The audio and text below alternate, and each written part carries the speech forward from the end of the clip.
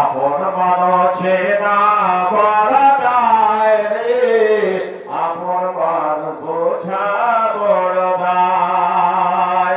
বায়ু পাখি ঘর করিলে হয় না ঘরে ঠায়, ঝড় বদলে কাটায় রে সে ঘরের দরজায়।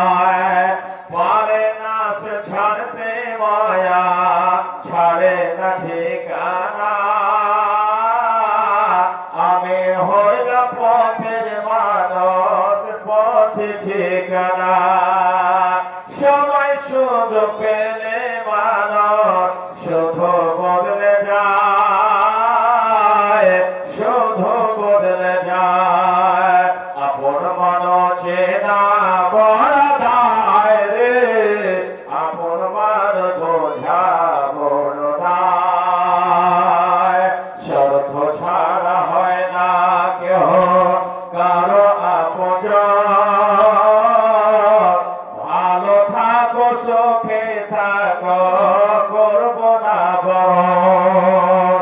স্বার্থ ছাড়া হয় না কেহ কারে আপনজন, সুখে থাকো ভালো থাকো করবো না বরণ। সময় সুযোগ পেলে মানুষ শুধু ভুলে যায়, আপন মানুষে না বড় দায়। আপন মানুষ বোঝা বড় দায় রে, আপন মানুষে না বড় দায়। হয়তো তোমার মন বললেন ভাইজান, এর মতো চাবুক মেরে মেরে মেরে আমার শরীরের মধ্যে রুহুল রাহাত যদি করে দাও, তবে ইসলামের ইমানের এমন একটা মিঠাস, একটা শরবত ঢুকে গেছে ভিতরে। আমার শরীরে যতগুলো লোম আছে, এক একটা লোমে যদি এক একটা করে জীবন তৈরি হয়ে যায়, তবে আল্লাহর রাস্তায় কাটিয়ে দেব। ওমর তোর কথায় ঈমান ছাড়ব না। হযরত উমাইয়া ময়দানে পড়ে গেলেন, জিজ্ঞাসা করলেন, বলতে আমার দেখাও কোন জিনিস তুমি তিলাওয়াত করছিলে, কিসের পাঠ করছিলে?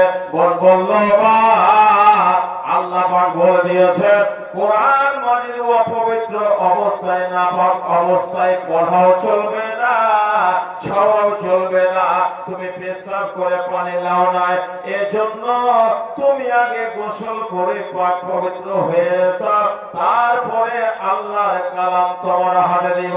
হযরত ওমর ছুটে চললেন, আর ছুটে চলার পরে পাশে গিয়ে গোসল করলেন। গোসল করে পাক পবিত্র হয়ে বোনের কাছে হাজির করে বলতে, আবার শোনাও। বোন আল্লাহ পাকের কালাম শোনাতে আরম্ভ করেছেন, সুবহানাল্লাহি মা ফিস সামাওয়াতি ওয়া মা ফিল আরদি। বলে এই কালাম কোথায় পেলে? বলে মুহাম্মদ সাল্লাল্লাহু আলাইহি সাল্লামের উপরে আল্লাহ পাক হযরত জিবরিলের দ্বারা অবতীর্ণ করেছে। এরই নাম হলো কোরআন। কোথায় আছেন মুহাম্মদ? বলে পাহাড়ের পাশে একজন সাহাবীর বাড়িতে আছে। হযরত ওমর চললেন তলোয়ার নিয়ে, সাহাবারা দেখে ভয়ভীত হয়ে গেছে। ইয়া